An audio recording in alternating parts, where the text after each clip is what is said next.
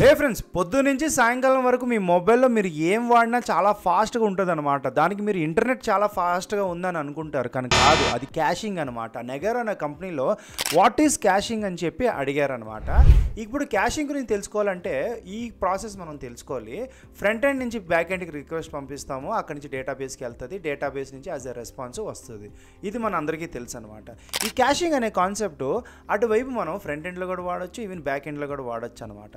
Suppose front ఎండ్లో అనుకోండి, locality అనే కాన్సెప్ట్ వాడుతుంది అనమాట. ఏంటి లొకాలిటీ అంటే ఎక్కడ ఆ పార్ట్ ఉంటుంది. ఫ్రంట్ ఎండ్ అంటే ఫ్రంట్ ఎండ్లోనే ఆ local storage, for example index dB, service workers, cash, ఇవన్నీ వాడచ్చు అనమాట.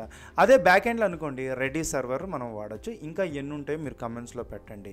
దీని నుంచి మనకి ఏంటి ఉపయోగం అంటే, సపోజ్ మీరు ఒక మేక్ మై ట్రిప్లో థైలాండ్కి వెళ్ళాలని చెప్పి ఒక ప్యాకేజ్ మీరు బుక్ చేయాలనుకుంటున్నప్పుడు సర్వ్ చేస్తారు కదా, మళ్ళీ రేపు యూరోప్కి వెళ్ళాలని డిసైడ్ చేసినప్పుడు ఆటోమేటిక్గా అది ఏం చేస్తుంది, అరే నువ్వు క్యాషింగ్లో ఆల్రెడీ థైలాండ్ గురించి స్టోర్ అయ్యి ఉంటుంది కాబట్టి do you want to continue to Thailand package అని చెప్పి అడుగుతుంది అనమాట.